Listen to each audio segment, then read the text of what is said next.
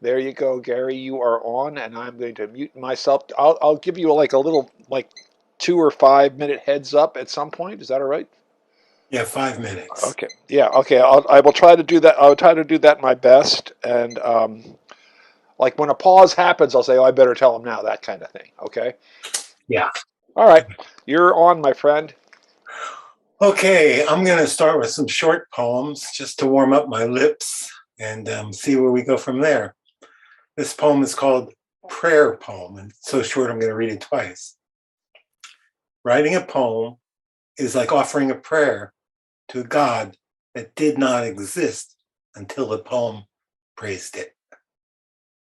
Writing a poem is like offering a prayer to a God that did not exist until the poem praised it. We'll go from prayer poem to death. This is a poem called Bequest. Don't spend a lot of money on my funeral, please. I was in life quite frugal. I'll rest in peace the same in a cardboard box as a fancy wood one. I don't plan on spending time in that box anyway. Take this number down and call me when I'm gone. 1.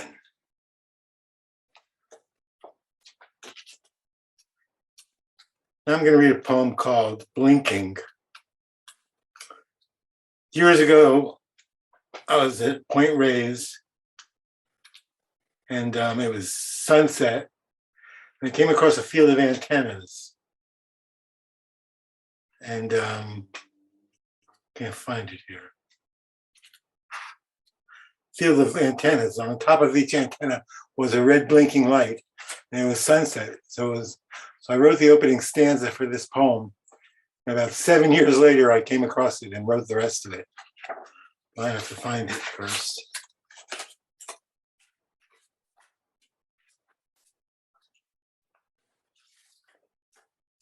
I was blinking after the antenna field at Point Reyes, California, with its blinking red lights at sunset.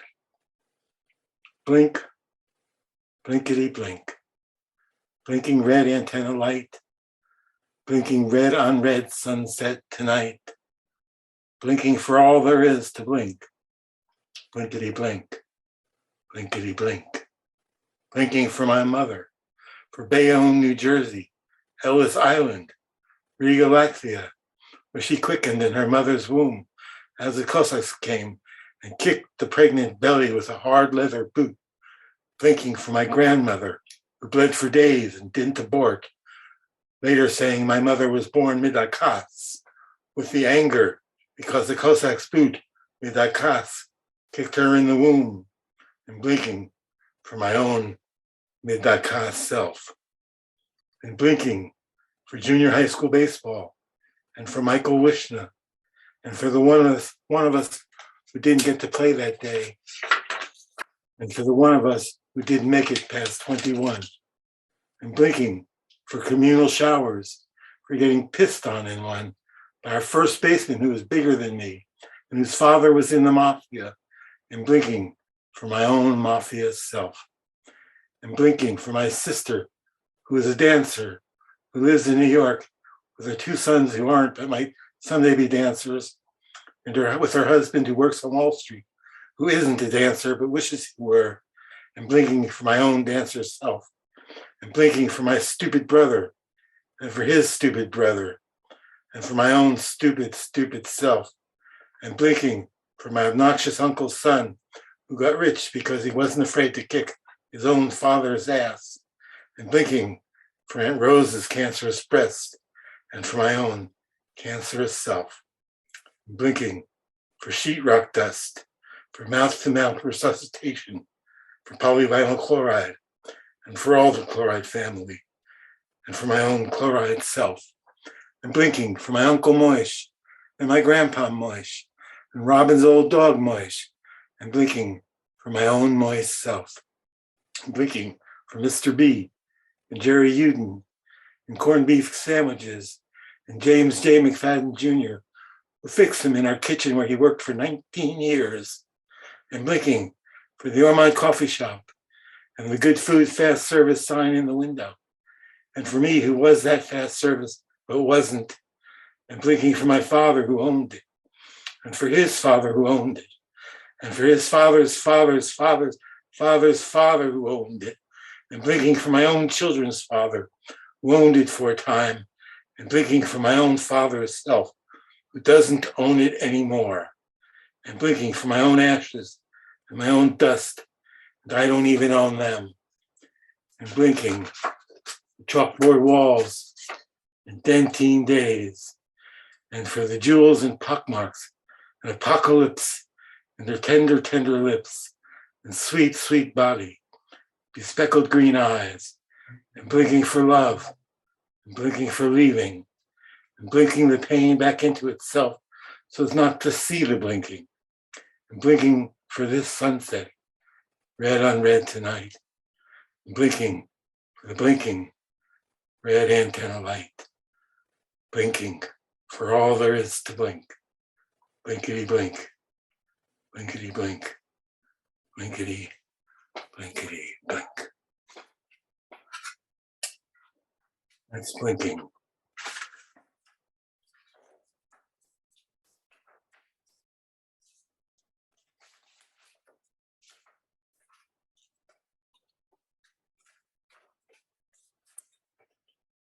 This is a completely different type of poem. I had the same experience with this poem I had with blinking. I started out and I liked it very much and I got stuck and didn't know what to do with it and kept going at it for years, and finally one day it all, the key fit in the ignition and I turned it. It's called The Dream. I dreamt that I was dreaming, that I was being dreamed. I woke and found myself asleep. At least that's how it seemed. I couldn't tell the day from night, up from down or more. I couldn't tell if I was real or just some metaphor. Was I what I thought I was? Or was I what I thought? Or was my thought a web in which my dreaming mind was caught? Back and forth, these arguments persisted. Mirror, mirror on the wall, of what is real consisted. Is it always spatial? Does time function as a force? And is outside of both, inside some mystic kind of source? It's all this puzzling and perplexing left me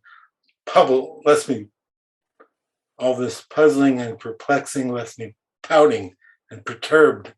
My subjects were now objects. My nouns were being verbed. I'll pinch myself. That's what I'll do.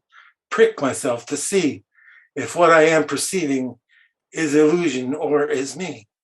So I pinched and pinched again with naught but truth to gain. There through my deluded state, I felt the piercing pain. Ow, I'm real. I must be stuff. The pain is here to tell. Unless, of course, it's possible to dream the pain as well. I'm mad. I must be mad. I cannot pierce this veil. And all my pharmaceuticals have gone to no avail. But one more pinch, I promised. Once more hard and true. I gathered, crimped, screamed enough. Woke up, black and blue. Yes, I dreamt that I was dreaming, that I was being dreamed. I woke and found myself awake. At least that's how it seemed. At least that's how it seemed. The dream.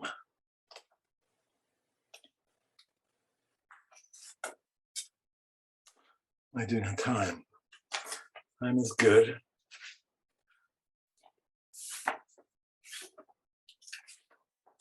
We'll go back to some short poems.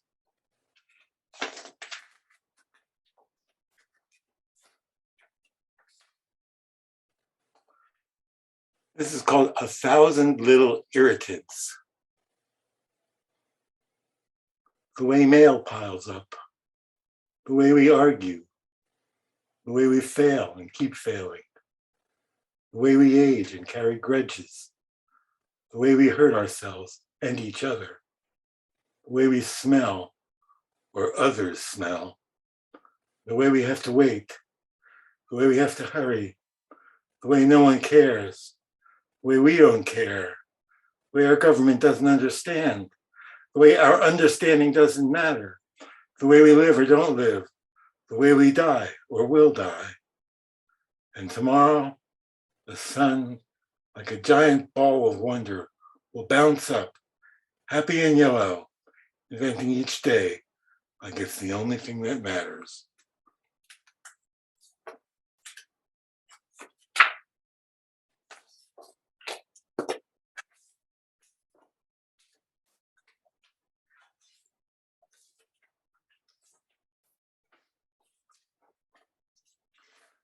This is a poem called Supporting Roles. A raucous ruckus was being raised by the Seal Island seals of Point Lobos. We were drinking it all in when a squadron of pelicans, 100 strong, in single undulating file, swoops down, leaving us seal drunk and pelican awed. And you said, best as I remember, pelicans only get a supporting role in a place like this. And your eyes trace the landscape, the sea, sun, rocks, sand, seal, sky. It took a moment to sink in. These things do. But isn't that all any of us get? Supporting roles in the great cosmic melodrama where the only stars are the stars, and there's so many of them, they hardly count.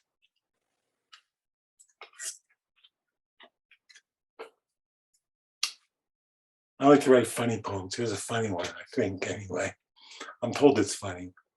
It's called Things Not to Discuss with Your Hummingbird. That's things not to discuss with your hummingbird. Your difficult childhood. Hummingbirds could care less about your angry father or distant mother, nor how you have grown to be more and more like them. Hummingbirds are not your therapists. Your career goals. Hummingbirds don't care about who or what you want to be or when you want to be it. A hummingbird's only ambition is to find and savor sweet flower nectar. How much you pay for your house or how much it's worth today. Hummingbirds will fly off at the first mention of the price of anything. What you think of the current political climate. Hummingbirds don't vote. They wouldn't even if they could. It's flowers they seek, not powers. How many kids, grandkids, great-grandkids you have? Hummingbirds don't keep track of their own progeny. Why would they want to keep track of yours? What day the city picks up your garbage? Hummingbirds don't make garbage, don't even understand the concept of garbage. Why would they need to know about your pickup day? What kind of art you like? Hummingbirds don't much like art in any form or style. They've got their beaks stuck in fresh budding flowers, day in, day out. Why would a mere picture of a flower be of any interest to them? Humming. Be on guard. Hummingbirds can get apoplectic when someone tries to talk to them about humming. Don't go there unless you have an interest in having one of your eyeballs pierced by a hummingbird's beak. Flying. Do you have any idea how many times they're asked about flying or stopping midair? Trust me, you're sick of being asked about that. No, I wouldn't ever discuss flying with a hummingbird unless you want your other eyeball pierced. Things you may discuss with your hummingbird. Nothing. Hummingbird has no interest in conversation.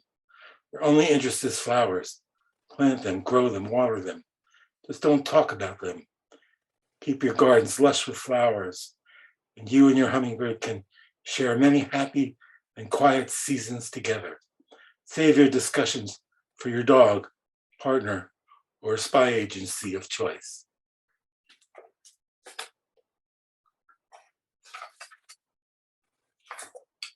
We're doing time.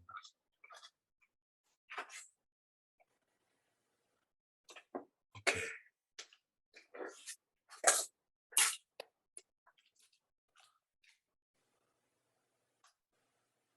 Get back to serious poetry. This is called The Thicket. People used to mistake me for someone who knew something. My eyes fooled them, and the worry lines in my brow. Someone that worried must know something, right? My mother had the same brow. I'm not sure what she knew. How to navigate my father, I suppose. But that didn't translate into navigating the globe or the sphere of life or the thing we call career, which I call careening, or how to navigate the most primal of all ships, the heart, to make it seaworthy, a vessel to hold all the battalions needed to fight the wars, or to nestle the matrix of little children who call me father, friend, uncle, or how to find my way through the black thicket behind the house where we were warned not to go and didn't, except to sneak a peek and run. 1,000 peeks, 1,000 runs. And we missed the whole of the show, the banter of lilacs, the braying of bulls and donkeys, the howling of wolves, the whispers of wisteria, the soundings of invention, and maybe miss learning something that would matter, like how a bee finds its way home after the flowers have gone to sleep. Brow lines are not a map. They are a memory and will take you back, but not out or over or through the thicket. Look in my eyes. That's all I know. I write a lot of children's poetry, I did for years. I went around, I toured the schools and assemblies and did poetry for the kids. Here's one of my kids' poems. It's called Lucy Hit a Homer. It's for you, Buford. Lucy hit a homer. I saw it. I was there. And why her? Lucy hit a homer. I saw it. I was there. And wow, her bat was. I can't believe I'm drawing a blank.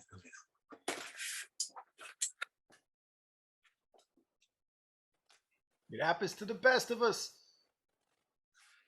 Lucy hit a homer. I saw it. I was there. And by the way her bat cracked, I knew she hit it square. She took off running like the wind toward first base and more. Her team was losing by a run. Her hit could tie the score. She rounded first and didn't stop at second base or short. Why should she now, with home in sight and all her team's support? She circled third with fearless stride. The baseman showed a scowl. But when she scored, the ump was there to tell her it was foul. You're wrong, said Luce. I saw it land. It was way inside the line. Young lady, get back up to bat. The call's not yours. It's mine. So Lucy dusted off her pants and made her helmet square. She set her eye for that next pitch and drove it long and fair. Yes, Lucy hit a homer. She had to hit it twice.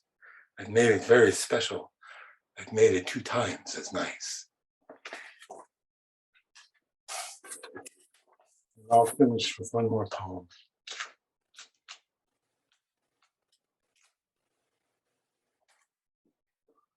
Second chances.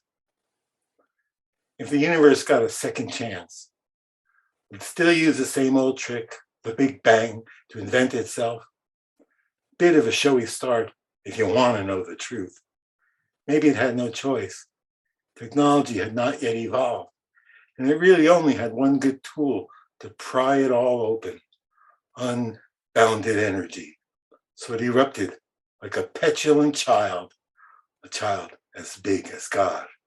So we have a petulant universe, always throwing fits, tossing whole babies out with their bathwater.